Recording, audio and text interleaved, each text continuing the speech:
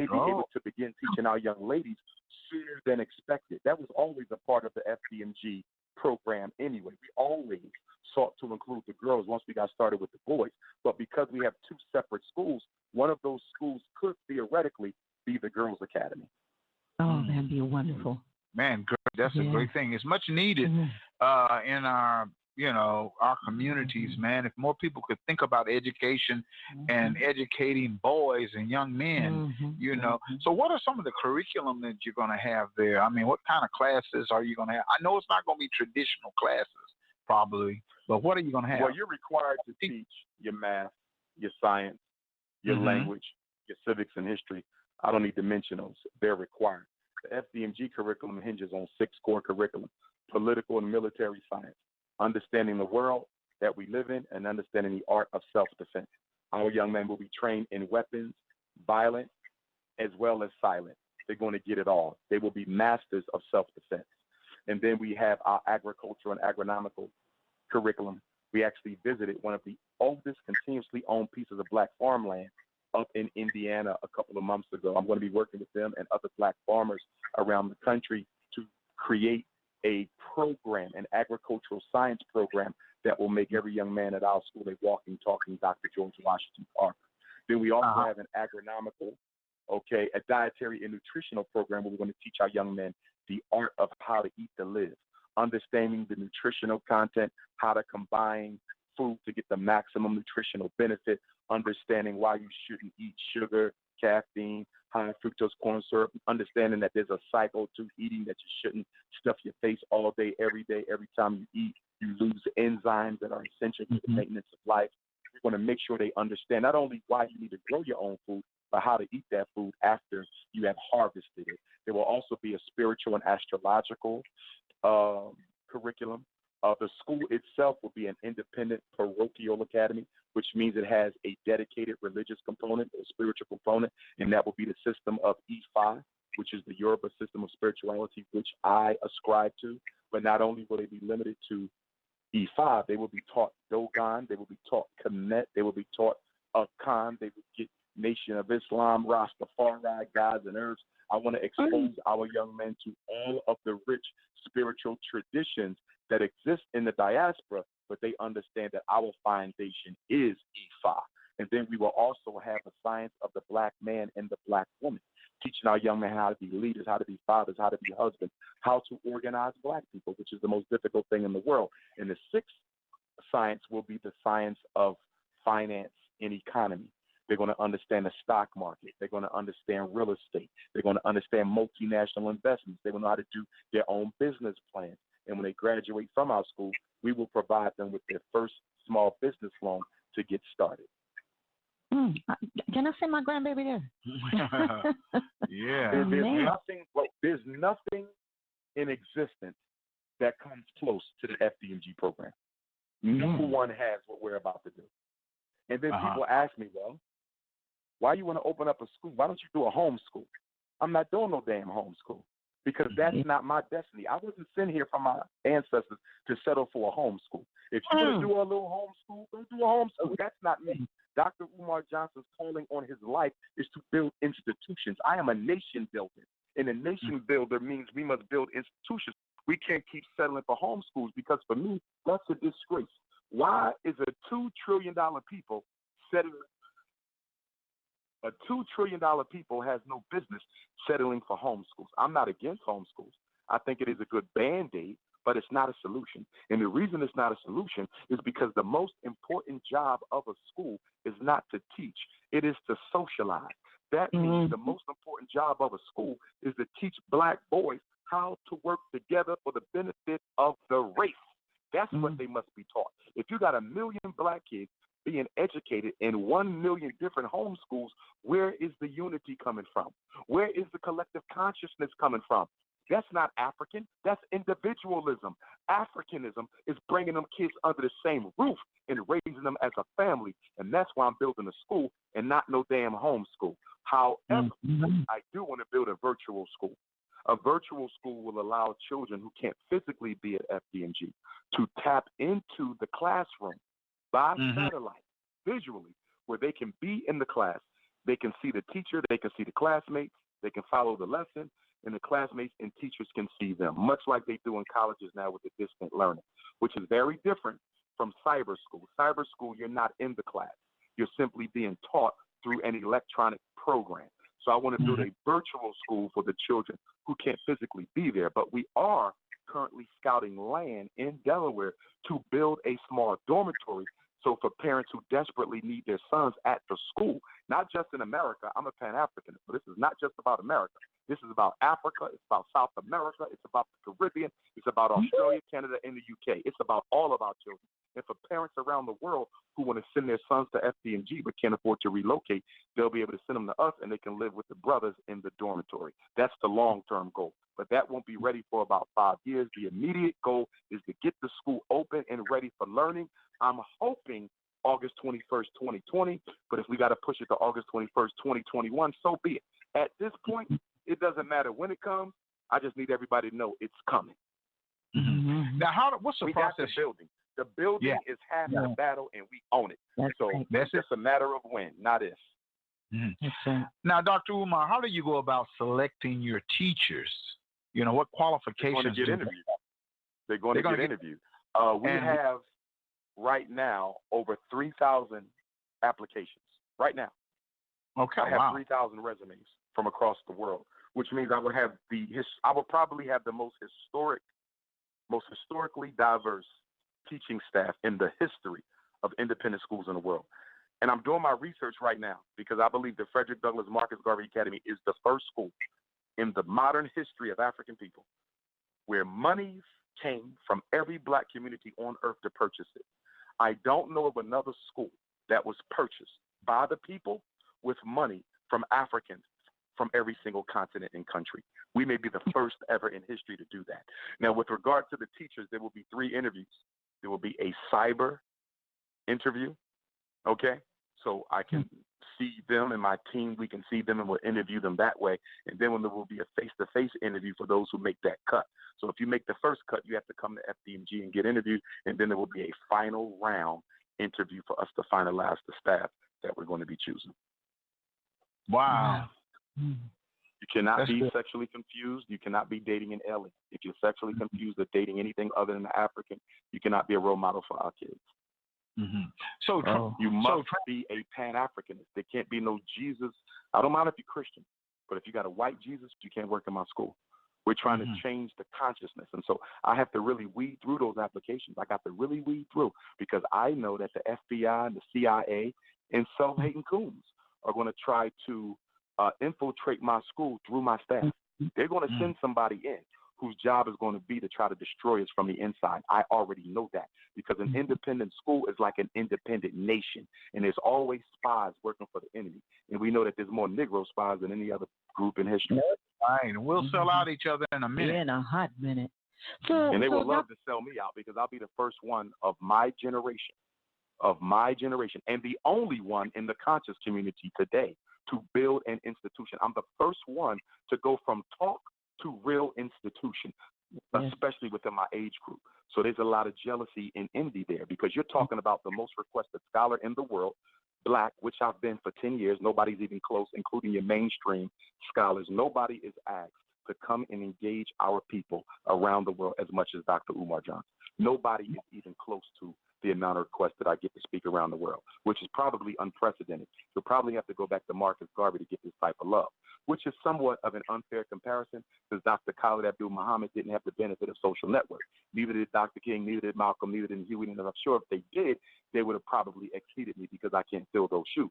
But be that as it may, I have been able to benefit from social network with regard to the growth of my brand. With that being said, what I have done has been historic in these 10 years. It's unprecedented. With all of that travel, I've still managed to purchase 2 schools. That's beautiful. That's great. So, Dr. Umar, and I'm just throwing this out there. So the school is predominantly for our people. What about biracial No, it's children? exclusively for our people. It ain't predominantly for our people. Okay. It is exclusively for our people. people. They can't be biracial and go there.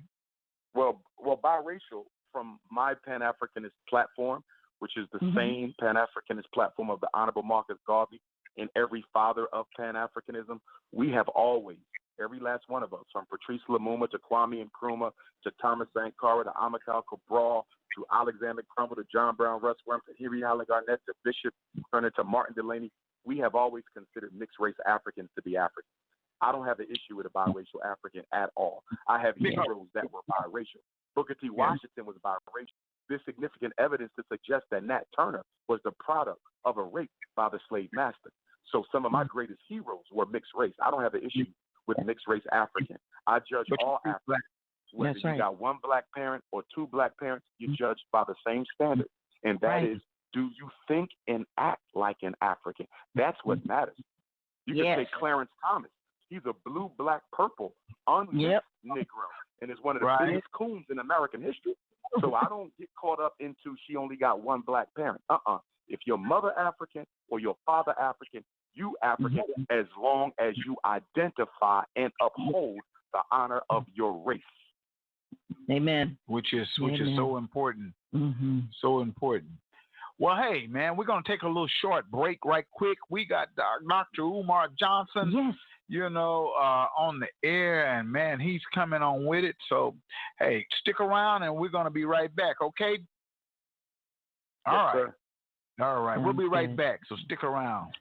And dial that number 646-716-5525 and get you right on the Bobby Eaton Show. That's what it's going to be. All right. Here we go. And this is what I want to do for us is we got to pay them back, y'all. Special guest, Dr. Umar Johnson. Oh, yeah. We're enjoying ourselves right here with Dr. Umar. And he's just something to be heard. Something to be heard, and please remember, people out there, this is something we need to get behind as black folks. That's right. If you want to donate to this wonderful cause in a school that is going to do nothing but benefit us, all you got to do is just get that money order, send it on in to FDMG, P.O. Box 9634. That's P.O. Box 9634, Wilmington, Delaware, and that zip code is 19809. You can also just go online to the Bobby Eaton Show, and we'll have that information on there also. Right. Dr. Umar, you back on the air. How you doing? All is well. Well. Okay, great. I want to kind of like talk about the police, man. What are your views on policing and the police and the things that are going around the country, all these mass shootings that are taking place that young white men are picking up, machine guns and just rapping off on people. How do you feel about all the policing and all this weaponry going on? Well, a couple points. One, when I look at the current climate of gun violence in America in general, and I compare it to great empires of the past, I would have to say that America is destined to destroy herself from within, as did all great empires. Most great empires in the past, they were destroyed from the inside. No outside army could destroy them. America is headed in the same direction because of the love of violence, because the love of the gun is a metaphor for the love of violence. America was born on violence, built on violence. It's maintained, and it will be destroyed through violence. So that's point number one. America will fall from within. The country is only 200 years old. It's a baby. It's a baby, and it's going to fall soon, because it loves violence so much that it's not willing to get it under control. And part of the reason it doesn't want to get it under control is because so many black people are being victimized by that violence. So a lot of this is in the service of African genocide. That's another reason why.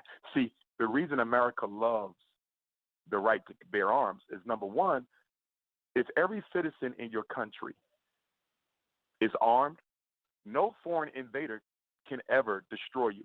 From that perspective, it was a brilliant move to include that amendment in the Bill of Rights, the right to bear arms. Because anyone who wants to come into America, you ain't just got to worry about the military. In most countries, you don't have a right to bear arms. So you only have to worry about the military if you're going to invade. But if you're going to come into America, country of 500 million, you're going to have to face 500 million guns on top of what the military has. So it definitely protects and safeguards the the country's borders, without question. But the problem is it doesn't protect the lives of the people inside that country. Now, as far as police genocide goes, everybody knows what the solution is to that, which is why you've never heard it. The only thing that's going to stop police from killing black people is black people. It's the only thing that ever stopped the KKK from doing it. It's the only thing that ever stopped the different white organizations that wreaked terror in the black community from Reconstruction to civil rights. What did the Deacons of Defense have to do in order to stop the senseless violence of the KKK down in Alabama and Louisiana? They had to face off with them. They had to face off with them. The Marcus Garvey African Legionnaires, they had to face off with them. They had to face off with the police. They had to face off with the KKK. The Black Panthers had to face off with them. There is no nonviolent solution to police genocide. There is no democratic solution to police genocide. There is no religious solution to police genocide. The only way we're going to stop it is black men are going to have to say we had enough, and you're going to have to confront the police. What does that mean? It means mass casualties on each side. I would hate to see it, but I understand the white man. And I know the only way you get his attention is when his blood spills as quickly as yours. Or his money is spent. Yeah, that's true. That's true. Yep. Now, how do you feel about boycotting, man? Boycotting can be effective, but black people don't have that kind of commitment to each other. See, we have gotten away from serious movements because, again, we haven't had one since the one Dr. King gave us 51 years ago. May he rest in eternal peace. Since then, we've got hit with a whole bunch of one-day revolutions. Million Man March, one day. Al Sharpton marches, one day. Congressional Black Caucus, one day. Against police brutality, one day. Christmas, one day. Show me any change that has ever been sustained after one day. But the reason you only get one day is because black leadership knows black folks don't have that type of commitment to themselves. You ain't going to get – could you imagine if Dr. King was around today and he tried to come into an inner city and get black folks to boycott public transportation for 381 days like they did in Montgomery? Could you imagine the type of pushback he would get from 21st century Negroes when he says you can't ride the buses in your city until we force them to desegregate or hire more black folks? Black folks would go off on Dr. King. We ain't interested in fighting for no black liberty. We don't care about that. See, black people have no problem with white supremacy. Let me be very clear about this. Black people are fine with white supremacy. They are fine with them killing our kids. They are fine with them miseducating our babies. They're fine with poor health care. They're fine with the jails being filled up with Negroes. We don't care. The only thing we care about is the position that white supremacy has given us within its hierarchy of oppression. As long as the white power structure gives me a good job and gives me a nice place to live and gives my family a good education, my kids into a good school, I could give a damn about the other black folks. That's why we can't get nowhere, because we don't live in a community of we live in a community of me, myself, and I. You're right about that, though. And that mindset is for the poor black as well as the rich black. Let me be clear. There's no difference between the thinking of a poor Negro and a rich one on matters of race. Neither one of them give a damn about the community. I want to be clear.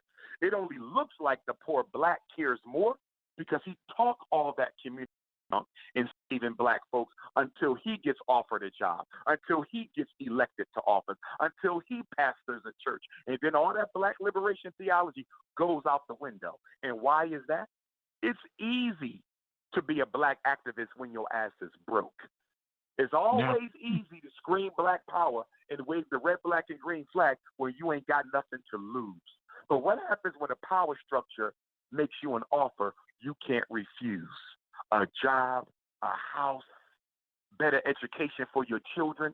And them same Negroes who talk that black power jump will be on the other side defending the white man. That's why you got to study black folks before you work with them. I don't trust black folks just because they run up to me and say, Dr. Umar, I want to help you organize. Because the only reason I want to help you organize is because the white man ain't invited you to the table. The minute you get invited to that table, look what happens. If you look at Al Sharpton. Al Sharpton was a grassroots activist. And the minute white folks started donating to the Black Action Network, he changed the name to the National Action Network. And you look at what he's doing now, he's doing so much stuff that ain't got nothing to do with saving black folks. He's been purchased for a price. And the cheapest thing to buy is a Negro leader, but they might as well sell them at the dollar store. Wow. How do you feel about, now we talk about this a lot over here because I just think that we need more real down home black media, sources, because we're not able to always get this type of message out there. How do you feel about the black media sources? Black media right now is a disgrace. And I say that because the first black newspaper was founded by a Pan-African, John Brown Russwurm, Freedom's Journal, along with Samuel Cornish, 1830, 1831, New York. And that periodical was published to do what? To educate and advocate. The purpose of the black media is to educate and advocate. When I look at black media today, everything from social network to the blog talk shows to regular mainstream media to the magazines to the newspapers, I'm very disappointed. Because you know what I see? I see 85% of black media is dedicated to sensationalism, gossip, sports, entertainment, and white politics. I see very little attention being paid to black economics, mass incarceration, state of the black family. I see very little paid to that. The problems that affect black folks, you might get a good story on it once or twice a year. You might get a good story on the unemployment of black men and how that relates to mass incarceration and crime. You might get a good story on the homelessness of black folks maybe once or twice a year. You might get a good story on police genocide once or twice a year. But those types of conversations should dominate black media, and they don't. Most of black media is sensationalized gossip, and that's a damn shame, because at the very moment when this country is trying to bury our people, the one institution that can really help educate and organize and galvanize, which is black media, ain't interested in doing it. It's about the NBA draft. It's about the NFL Super Bowl. It's about Cardi B. It's about Jay-Z. It's about the BET Awards. It's about Serena and Venus. It's about who got elected. It's about making sure Barack Obama serve another term in office so he don't do anything for you again for 4 more years. It is not about dealing with the grassroots issue of black people. I would give black media collectively, because there's exceptions like your show. There's some exceptions. But collectively, I would give black media a D-. And you know what? You said that, and I kind of agree, because that's the problem. Yeah. With we don't have enough conscious black media who talk like we do on our show and the kind of topics we talk about. You don't have that. So we're the little guys, we're the little small guys. And like you said, on a consistent basis. On a consistent basis, because right. That's the thing. Systematically. Yes. Systematically. Yes. That's what's going to help our youth, just like what Dr. Umar is trying to do. Taking our youth and consistently driving in their heads what you can do, how you can do it, when you can do it, boom, boom, boom, so that you can be the one to hire your own people. So that you can be the one to be in charge and help your community and help your people. If we drill that over and over into our youth, we might have a chance. And we got to. And one of the big reasons they don't deal with the critical, controversial issues that are relevant to black existence is because they're being financed by politicians. So if the politician is giving me $100,000 to advertise him for his campaign, I can't have Dr. Umar on there talking about how much he sold the people out already. I can have Dr. Umar on there talking about who's contributed to this politician's campaign, which clearly going to render him ineffective once he get in office. So what happens is they sell their soul through the advertisements because they have to protect the advertisers. And the main advertisers for a lot of black radio, magazine, and newspaper are who? White corporations and black politicians. White corporations and black politicians. So we can't have DrUmarJohnson and they're talking about how Walmart invested in prisons, because it's going to make Walmart upset, and Walmart is giving me $250,000 a year to push them. So what happens is they end up selling out in order to get their sponsorship. A black media outlet whose sponsorship is predominantly coming from white folks, in my opinion, no longer meets the definition of being black media. You are white media in black face. That's true. That's true. Yep. Well, over here, I refuse to be sold out like that. I just can't do it. My dad worked too hard. Grandpa built this building here, and so I can't afford to sell out like that. It's I've had my challenges here on this show, Mark. As far as people wanting this and people wanting that and wanting you to do this, but I refuse to sell my soul to the man. Yeah. And that's why we have people like yourself on the show to tell it like it is and what we need to do and how we need to do it. And we can't. What I've been told by people, particularly radio and TV, is that I present a very difficult and unique challenge for radio and TV in particular, and to a lesser extent, magazine and print media, because visual and audio media is in your face versus print, so it's much more effective and influential. I've been told the problem I present is I'm often the most listened to interview on a station that month. So I bring the viewers and the listeners. But on the flip side, I also piss off the advertisers that month. So with stations, they have to pick their poison. Like, we getting Dr. Umar. We know this is going to be one of our most called and listened to shows. But on the flip side, we also know it's going to be one of our most protested by our white sponsors. So sometimes the station will say, okay, we would rather get his listenership than keep that contract. Others will say we would rather keep the contract and get his listenership. Ideally, they would like to have both, but they can't because my message does not allow them to benefit from my following and at the same time keep white folks happy. Have you ever been cut off a show in the middle of a show because of some controversy or something like that?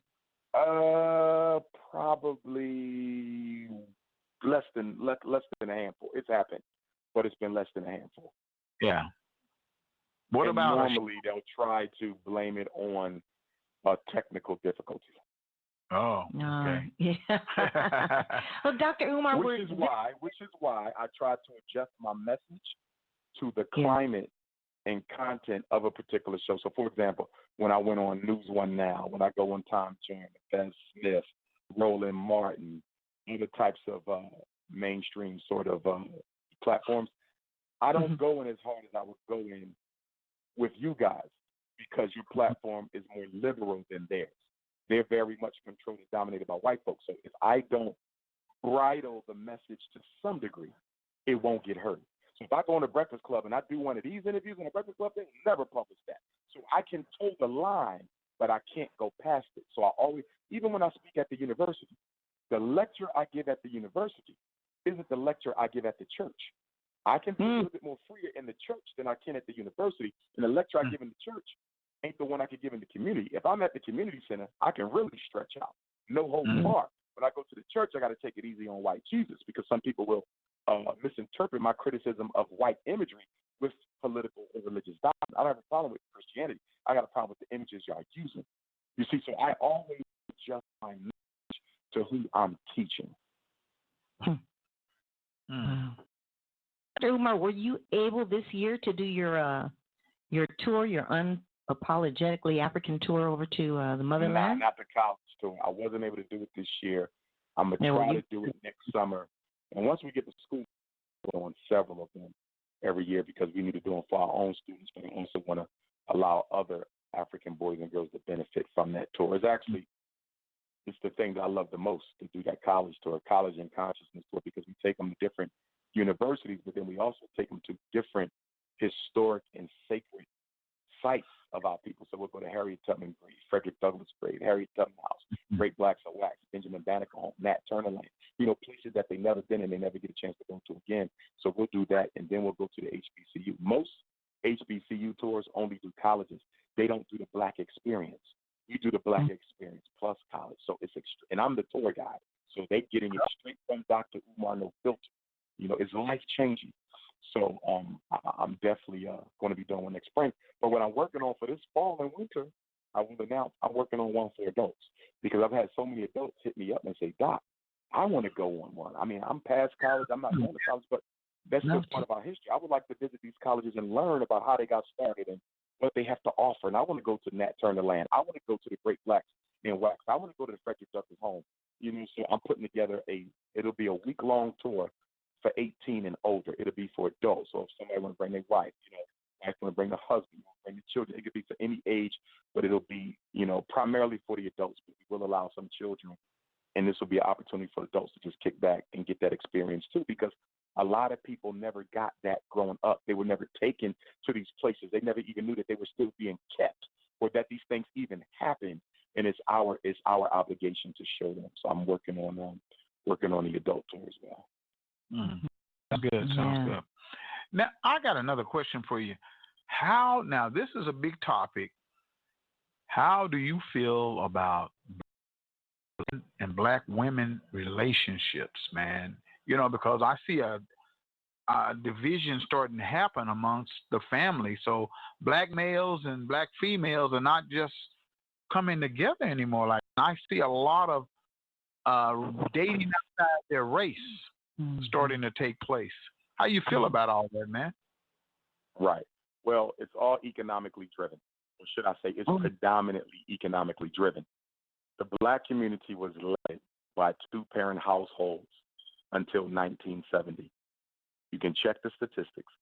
We were married through slavery. We were married through Reconstruction. We were married through Jim Crow. We were married through the Garvey movement. We were married through civil rights. We were married through Black Power. You don't see the rise of a single-parented, female-headed household until 1970. And that was delivered after they murdered King 2 years before. They decided to economically neutralize the black community, so we could not fund another serious movement. Let me repeat that. They decided to economically neutralize the black community to make sure we could never fund another serious movement, because most of the movements of the 60s, integrationists and nationalists, were funded by blacks, not the government. So what they did was they came into the inner cities and they took out the industrial building trade programs from the high schools. They took out carpentry. They took out plumbing. They took out electric. They took out auto body. They took out welding. They took it out to make sure black men would no longer be equipped with the skills that pay the bills. If you remember, before 1980, they did not send everybody to college. College wasn't even talked about that much in the black community before 1980. After 1980, they would push college exclusively and to the detriment of earning your building trade license. This was on purpose. And then they took out all of the industrial jobs. They deindustrialized the inner city. If you drive through Philadelphia now, you see the remains of corporate factory-type buildings. So many different factory jobs was in Philadelphia, Detroit, Michigan, probably even in Tulsa as well. That's where our grandfathers worked. That's where our grandmoms worked. They've now turned those factories into what? Drug rehabs and prisons. Where you used to work is now where you go to be incarcerated. You see? So they deindustrialized the black community. And then 1980, they dropped off the crack. So 1970, they made the black man economically irrelevant to the black woman. Let me say that one more time. This whole black on black thing is about making the black man economically irrelevant to the black woman. And then in the 1980s, they dropped off the crack and started sending black men to prison, which means the mother was at home alone. And then they came with the welfare. And let me be clear, welfare programs were not started in the 70s and 80s, okay, to help black women take care of the kids because the father was locked up. They could give a damn about the kids. Welfare programs, and they were around before the 70s and 80s, but they were intensified in the 70s and 80s because they wanted to make sure that a black woman did not join forces with her incarcerated man against the system of white supremacy. Let me say it again. The reason they gave the black woman food stamps and public housing and public medical care isn't because they cared about her or her kids. They did it to make sure she didn't unite with the black man against the white power structure. That's why they created welfare. And then in the 90s, Bill Clinton came with his crime bill, the most revolutionized mass incarceration plan since Reconstruction. You see, that's how they decimated the community. Listen, you will never solve black male-female relationship problems until you deal with the economics. If there is no finance, there will be no romance. You cannot tell a man to stay with your woman if the woman won't let him stay because he cannot pay the bills. That's exactly. You have to make him a livable wage earner. And that's why I hate these conversations about crime. What is their response to crime? Put more cops on the street, build more jails. Now, can you show me any criminology, sociology, psychology study that shows more cops and more prisons reduces crime? Have you ever read that anywhere? No, you haven't. So if we know more cops and more jails doesn't reduce crime, why aren't we putting that money into jobs and training for black men instead of hiring more white cops and building more white jails? Because America is not interested in helping the black man survive. America is only interested in the black man's elimination. If black men are going to be saved, which means the black family is going to be saved, it must be saved by black people. Wow, that's very if true. If you don't deal with the economic irrelevancy of the black man and the black woman's life, you'll never fix the black male-female relationship issue, because we're the only men in this country who are out-earned and out-educated by our women. We're the only ones. The black woman is the only woman who out-earns and out-educates a man, because so many of our sisters have bought into the feminist narrative. They blame him for having been in jail. They blame him for not being able to get a job. They bought into the white man's Kool-Aid that says the reason your man can't make what you make, the reason you have the education you have, and the reason he can't stay out of jail is because he's an irresponsible Negro. But the truth of the matter is you designed the society in which he lives to destroy him. Listen, if I control the economics and the education of any community, I can make criminals out of anybody I want. Put me in charge of the European Jewish community and give me control of their schools and their jobs. Put me in charge of the Mexican community and give me control of their schools and their jobs. Put me in charge of the Chinese community and give me control of their schools and their jobs, not to mention their criminal justice system, and I'll make an inmate out of anybody I want. Criminals are not born, they are made by criminal communities. Yep. You're right. You're right about that. Exactly. You know, so. Which is why right now we're in the midst of a political season where everybody's gearing up for the presidential season.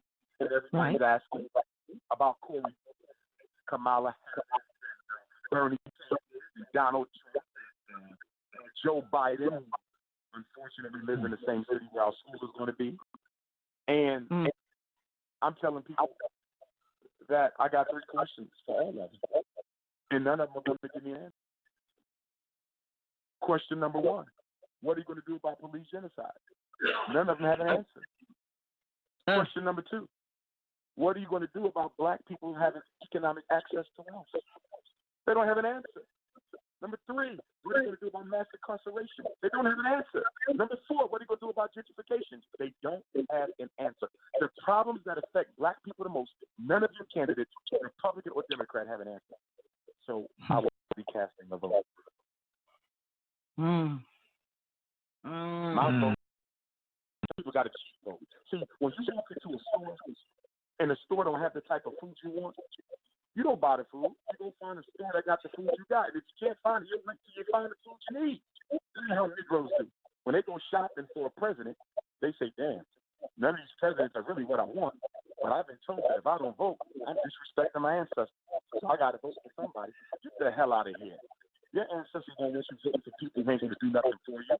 That is a damn scare tactic invented by the black bourgeoisie to influence black folks to keep them in office after they've done nothing the previous 4 years. My vote is extremely important to me. Only get it. I only get it when I have good reason to. Wow. Yeah, I'm speechless on that one. Yeah.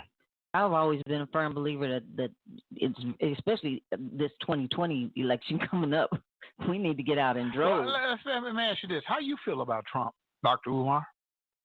Well, Donald, listen, every president in American history, from George Washington to Abraham Lincoln to Barack Obama to Donald Trump, have been enemies of black folks. Not one of them has done anything significant to help us. We got to stop getting caught up in personality. Donald Trump as a man is irrelevant. The President of the United States is an institution. It is not a personality. Donald Trump is an employee. He is not an employer. He takes orders, just like Barack Obama took orders, just like George Bush took orders, Bill Clinton took orders. Create your policy as president. You're told what to do. This ain't about Donald Trump. It is about the United States government as an institution that represents the real percent of white folks. That's what it's about. We have to divorce ourselves from this political analysis of personalities. The personalities are irrelevant. It is the agenda, and that agenda is prepared before the president even takes office. Donald Trump is doing what he was told to do. And the next president, whether it's Corey, Kamala, Bernie, or Joe, will do what they're told to do. This is why I'm not interested in black politicians either. I don't need no black president. I don't need no black mayor, no black governor, because they don't do nothing for us. And why don't they do anything for us? Because they're part of the Democratic Party. How can a black person who belongs to the Democratic Party, to whom they pledge loyalty, carry out a black agenda when you belong to a party that's racist? You see, so the only candidate that can do anything for black people would have to be an independent candidate. You get a couple of them, but you don't get many of them because most black people think they got to be a Democrat in order to win. That's how afraid we are. We think you got to have the white man's validation in order to get elected. And once you get his validation and you get his money, he owns your ass. That's why we don't have a free black politician in America. Not one of them is free. They talk that black talk when they get around us, and so when they get around the white folks, they dance to the tune.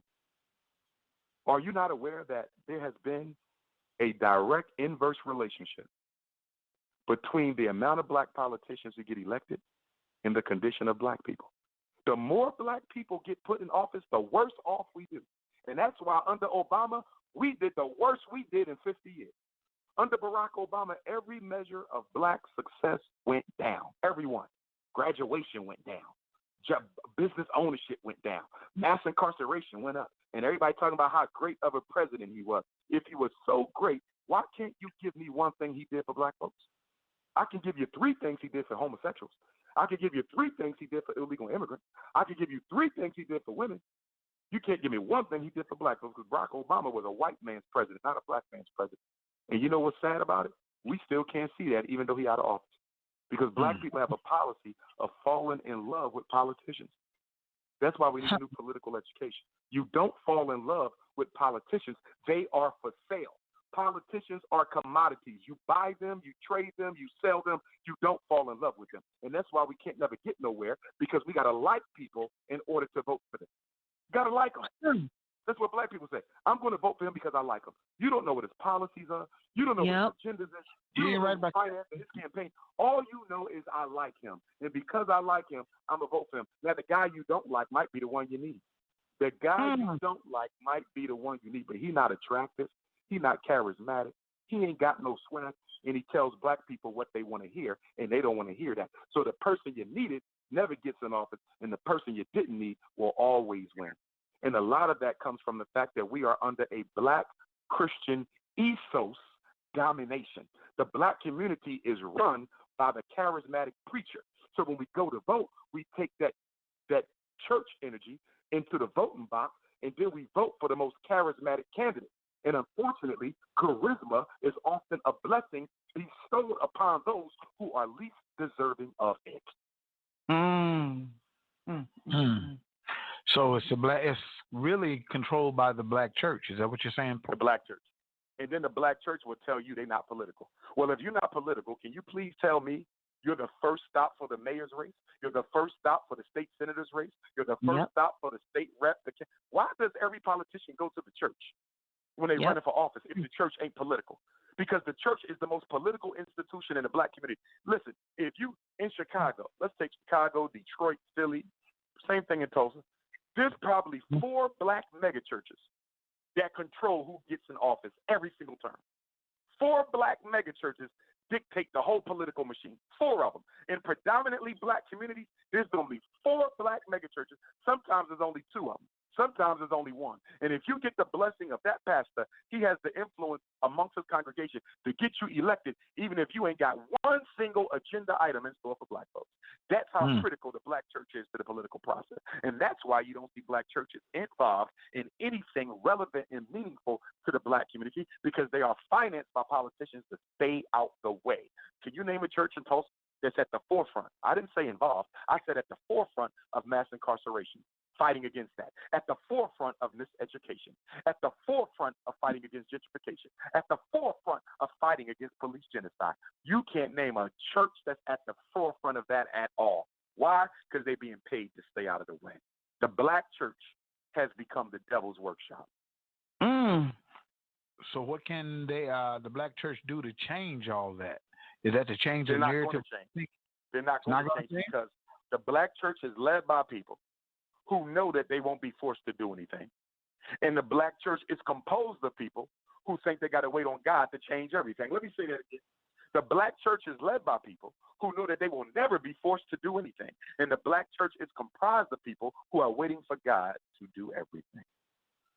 The best thing we can do for the black church is create an alternative institution that attracts the attention and energy of black people so that it puts irrelevant black churches out of business. You see, you have to do what the Honorable Marcus Garvey did. Marcus Garvey didn't build no church. Marcus Garvey built an organization that took care of every nation-building need of black people. So Marcus Garvey didn't have to fight the church. He didn't have to condemn the church. He didn't have to, challenge the church. He simply created what black people needed. They still went to church, but they made sure they was out in time for Marcus Garvey's 3 o'clock meeting on Sunday. All we have to do is create what the people need. They will walk away from the church on their own. The problem is we don't have anything to compete with the church, and that's why we're losing.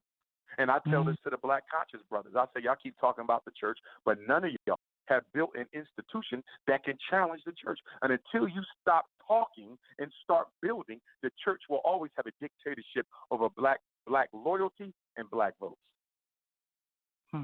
That's true. That's true. I mean, politicians, that is their first stop. That's what they're going to do is go to the black church and give me 10 minutes. A black church is the most dangerous, parasitic, exploitative, and economically wasteful institution in the black community because it is the only black institution that is guaranteed a certain percentage of our money and a certain amount of our time. Time and money are the two most important resources of any human being. They are essential. And the black church has a monopoly on black people's time and money, and it does nothing with either one of them. Well, most of them now. I gotta give my church some play on that because we're involved not only in community but in education. But I'm kind of gonna ask Pastor about that mass incarceration and what we can do about police. Ask Pastor. Yeah, I'm gonna have that about going to no meetings, Pastor. What are you doing to fight for change? I don't want to hear you was at no damn meetings because we love to go to some meetings. That's not the struggle. What are you doing to change the nature of the system? I don't want to hear about no damn meetings. You had lunch with the mayor. I don't give a damn about your Starbucks coffee. What are you doing to change the system? That's right. Exactly. Yeah. I understand that. I mean, because here in Oklahoma, we have the number one most incarcerated people in the country. And female. More women incarcerated here in Oklahoma than any other state. And I'm willing to bet you that when your black and white politicians run for office, nobody ever asks them, what is your program to employ ex-offenders and reduce recidivism? What are you doing to make sure they don't go back to jail? Nobody got an answer for that. You never hear about that because we don't really care about our ex-offenders as a people. Out of sight, out of mind. And because we don't pay the ex-offender population any attention, it gets larger and larger and larger. Are you aware 95% of all black criminal cases are plea bargains? You know what that means? That means most black people in jail don't even belong in there. They're in there because they couldn't afford adequate representation. What are we doing to change that? We have to change the nature of systems, and I don't see nobody doing that. Everybody is embracing the Kim Kardashian model of social justice, which is find you one black woman over here and get her out of jail, and find you one black grandmom over there and get her out of jail, and find you one black man over here. Listen, that is not progress, because you're not doing nothing to change the nature of the system. As soon as Kim Kardashian got those 3 black women out of prison, and yes, we are happy they're out, but as soon as she got them out, the spot that they vacated was immediately filled by another black woman. Why is that? As soon as those women went home, that spot was filled with another black woman. And do you know why? Because Kim Kardashian did nothing to change the system. Barack Obama, his last couple months in office, what did he do? He basically vacated prison sentences of thousands of inmates, black and white. It wasn't just for black folks. It was mostly white folks who got out, but there was a lot of black folks who got out too. People were singing Barack Obama praises. Oh, my God, my nephew out, my brother out, my husband out. He had 10 years. Obama let him out after 6 months. Okay, I'm glad he's out. But that was not a solution. That was a Band-Aid. A Band-Aid only slows the bleeding. It doesn't stop it. So as soon as Obama let all those black men out of jail by commuting their sentence, guess what? The very next day, another black man took his place. Don't bring me no Band-Aids. Bring me solutions. And the only thing that can be a solution is something that is targeted to the system that creates the injustice. And we are not focusing on systems. We are focusing on individual feel-good cases, which are distracting us from the fact that nothing has changed. Well, wow, Dr. Umar. Oh, I can't wait for you to get here. Yeah. Well, down Saturday, November the 2nd, Greenwood Cultural Center, 4 p.m., doors at 2. All children 17 and under are free. Let me repeat that. 17 and under, they don't need a ticket. All they have to do is walk in. Elders 65 and older are also free. All they have to do is walk in. If you are 18 to 64, you can get a ticket at DrUmarJohnson.com, or you can get a ticket at the door. You can pay at the door. You can pay online. Children and elders free. The same thing is true the very next year, Oklahoma City, Oklahoma. Only my second visit there, and that'll be at the 4502 Event Center, and that's also 4 o'clock. So both events, Saturday and Sunday, same time, 4 o'clock, doors at 2, children free, elders free. Tickets online, DrUmarJohnson.com. We got space for vendors. There will be a Q&A session at the end. Make sure you bring your ticket with you so you can be entered in the Dr. Umar raffle to win a free gift package of everything that's there. It is going down, and we ain't just dealing with education. We're going to deal with mass incarceration, gentrification, extermination, Pan-Africanism. I'm working on a big Pan-African project right now that I can't discuss, but I will be bringing it out soon in the new year. Frederick Douglass Marcus Garvey. We need to find a school in Tulsa. We need to open up an FDMG Tulsa. We need an FDMG OKC. This is not just about Wilmington, Delaware. It's about every black community, every black boy. We got to find a school in Black Wall Street and bring back that original energy that built Black Wall Street, because what we did before, we can do again. Amen. That's right. Well, thank you, Dr. Umar. Great. Looking forward to have you. Yeah. We're gonna have you when you come to town. We're gonna have you come to the studio. Yes, sir. Let's do that in the studio the day of the event, or maybe the day before. One of the two. Whenever you get to town and that's availability, we'll bring you in here. Okay, man. That's right. That's definitely. I'm looking for some of that down south soul food. You gonna get it. We got a few places where you can go and knock it out. Oklahoma's kind of interesting. Like, are y'all considered Midwest or South? Because I know y'all on the border. Midwest. Some people say Mid-South. Yeah. You know, Mid-South. Okay. We're right in the middle of the United States, so it's one of those kind of deals there. All right, bro. Hey, man, good. Appreciate y'all. A lot of honor. All right, take care. God bless.